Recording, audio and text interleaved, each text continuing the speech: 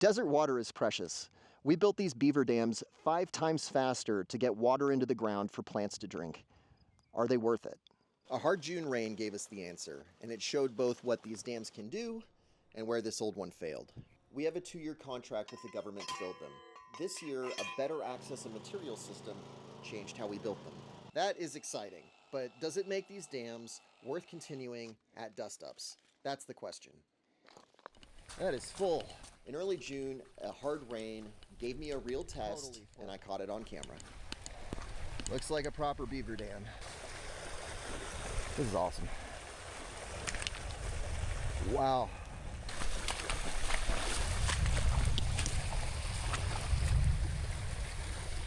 So this is obviously a problem.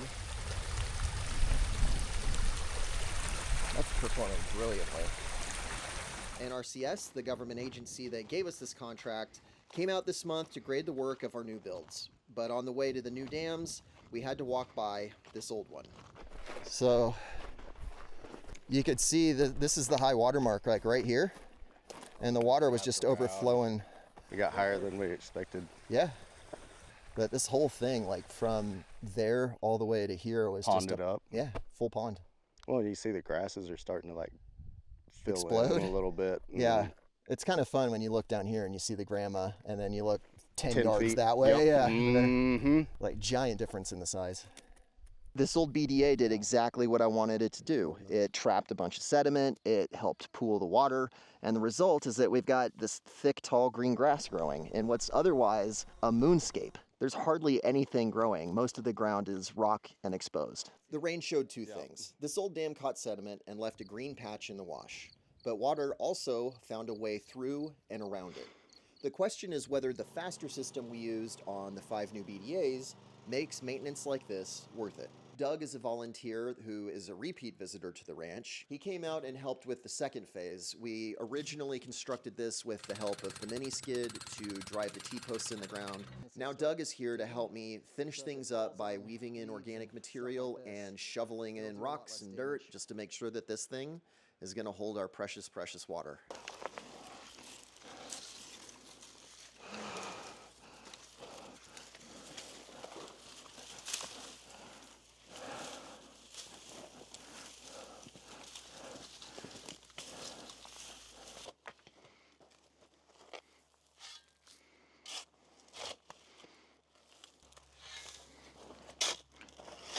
When you look at this and you see it took 5 hours to build, in my mind that you think, yeah, that's about right.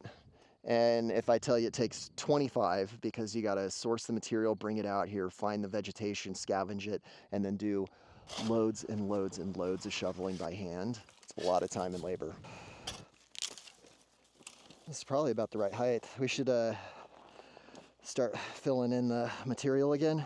My footing's slipping.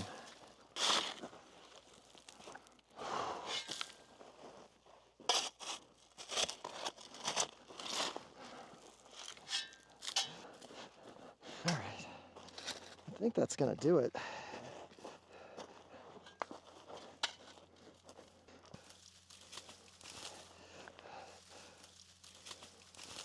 Before we get to the 5 new dams, this repair uses material from a nearby catclaw acacia that needed some pruning anyway.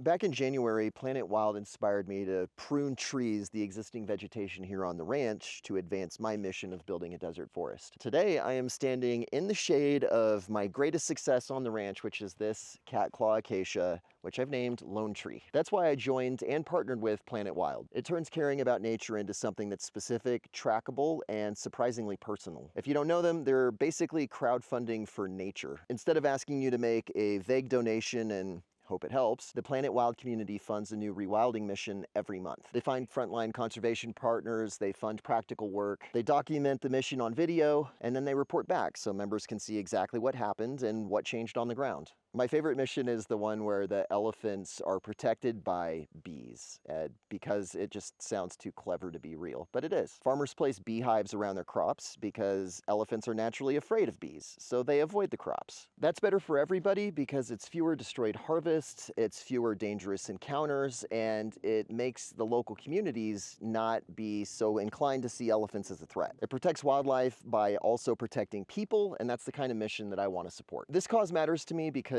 biodiversity can feel like something that's too big to touch. Planet Wild gives people like you and me the opportunity to back that work one mission at a time, and then show the receipts. For me, that combination of hope, transparency, and impact is what makes this worth talking about. You can contribute any amount you want and know that you're participating in something greater. And here's the best part. The first 100 people to sign up with my code DUSTUPS7, I'm going to cover the cost of your first month. Just click the link in the description or scan the QR code that you see on the screen. After that, you can cancel at any time. Or if you want to see them in action, check out their elephant mission linked below. This dam is an example of why access matters, that we were able to get a mini skid over here to drive the D-posts, to break up all the material. And then we had the mini dumper where I could literally drive it right there. I had everything I needed, all of this woody material, the organic matter was all easy to collect, easy to deliver, a couple hours of work, and voila.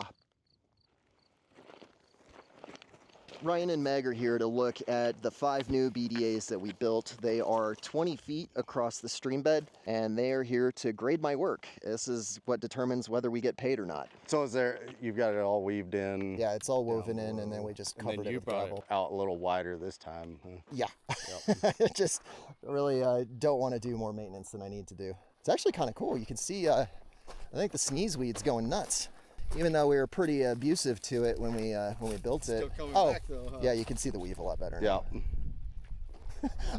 I kind of panicked when we walked up. I was like, where's all the organic stuff, man? Like, I swear it's not a rock dam. It's there. Well, that looks good. You see all the clay? Yeah. You can see where it's holding water too, Yeah. behind it. Well, any comments or concerns?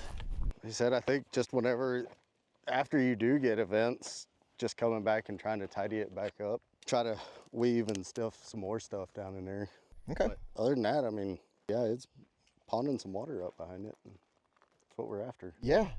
Keep it from sending that way and keep it going down. There's already little volunteers growing in the bed. Yeah, exactly. It's amazing how much work it is to grow grass out here. It's a lot of work. Ryan and Meg gave the new dams a passing grade, but when I asked if there's anything I could do to improve, all Ryan's feedback was to fix the dams that are not performing optimally. And that's what I'm here doing. I want to repair this dam so that it can continue to have a maximum impact. From what I remember, the water was ponding here, and then it was just going around right here. So I need to start basically curving it back up this way. This is the repair Doug made, and he did this by taking the larger stones and filling the gap. But it looks like I just need to shovel some material and help pack that a little, just to make sure it's all totally fixed.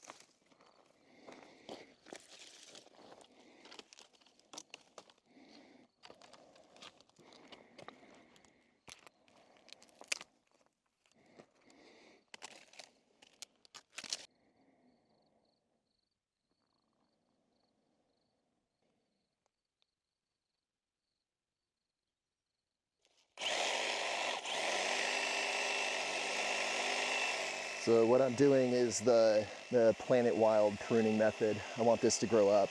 I chop these down, and I'm trying to take all the dead wood I can find without getting stabbed.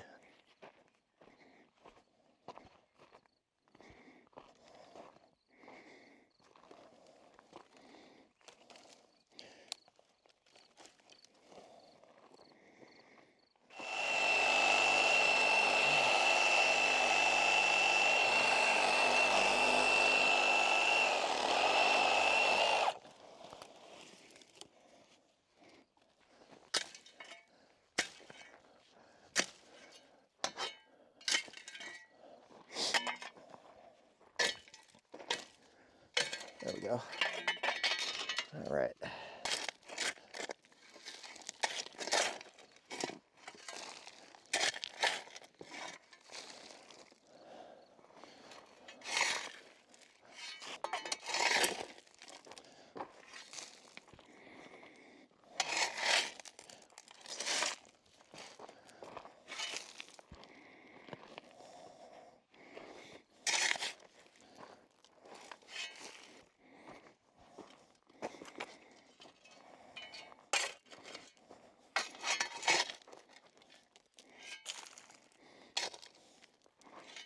The rain showed me exactly where the water was going through. It was this gap right here. And now that we filled it, we gotta wait to test it.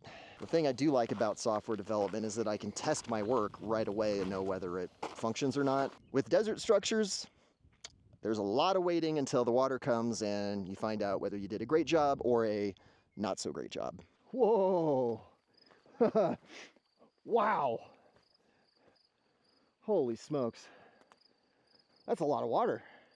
That rain did not prove every repair, but it made the decision clearer. The new workflow lets us build 5 BDAs in about 25 man-hours. We should keep using them in selected washes to slow runoff, catch material, and build greener pockets. But the bulldozer remains our primary water harvesting tool. Different tools, different jobs. I can't make rain. I can keep preparing for rain. If you enjoyed this episode, you're going to love this from Planet Wild. Check out their elephant mission.